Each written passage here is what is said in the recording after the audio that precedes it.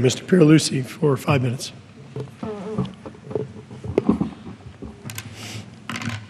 Mr. Speaker, today I'm introducing a comprehensive bill to improve the treatment of Puerto Rico and the other territories under the Medicaid, traditional Medicare, and Medicare Advantage. This is the first time that a member of Congress has filed legislation to address the range of challenges that patients, physicians, hospitals, and insurance providers in the territories face as a result of the unequal treatment the territories receive on their federal health programs. The bill serves as a blueprint for policymakers identifying the various problems that exist under federal current law and proposing fair, realistic, and technically precise solutions to each problem. Based on my conversations with congressional leaders and officials in the Obama administration, I believe there is bipartisan recognition that federal health laws do not do justice to American citizens living in the territories. I recognize that Republicans and Democrats have different opinions regarding the virtues of the Affordable Care Act. But it is my hope that policymakers can agree that it is in the national interest to take concrete steps to eliminate or reduce the numerous disparities that the territories confront under Medicaid and Medicare. These inequalities were enshrined in law long before 2010 and remain in place today. Stated simply, if the will exists among officials in the legislative and executive branches to improve the treatment of the territories on their federal health programs, as I believe it does, then my bill provides a way forward. After today, no federal policymaker can say, I want to help, but I don't know how.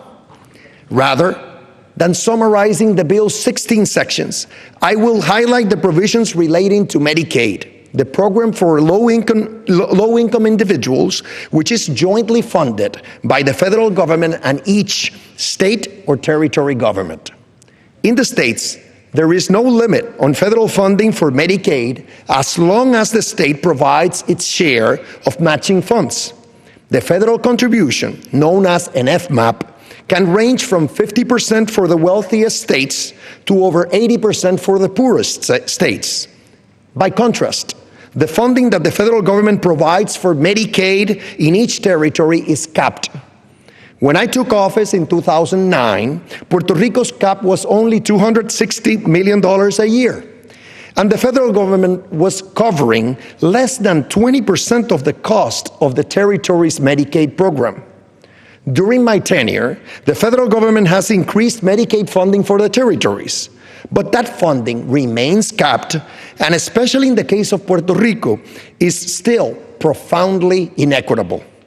Most problematic, this funding expires in 2019, and in Puerto Rico will be depleted well before then. This funding cliff is unique to the territories. The bill I am filing today would avert this cliff and provide a more stable and equitable level of Medicaid funding for the territories. Starting in fiscal year 2017, the bill would provide the territories with state-like treatment within well-defined parameters. Specifically, each territory's Medicaid program could cover individuals whose family income is at or below the federal poverty level. As long as the territory covers individuals within these income limits, the federal government would fund the territory's Medicaid program as if it were a state Medicaid program.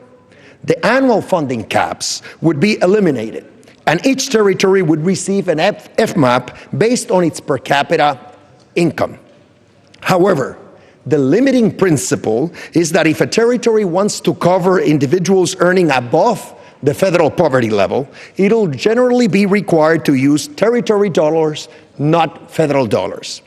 The rationale behind this new proposal is simple. Residents of the territories are American citizens. At the very least, the federal government should provide each territory with the funding necessary to provide health coverage to their residents who live at or below the federal poverty level. Anything less is unacceptable from a moral and public policy standpoint. I invite my colleagues to support this comprehensive bill and to work with me to enact its provisions into law. I yield back the balance of my time.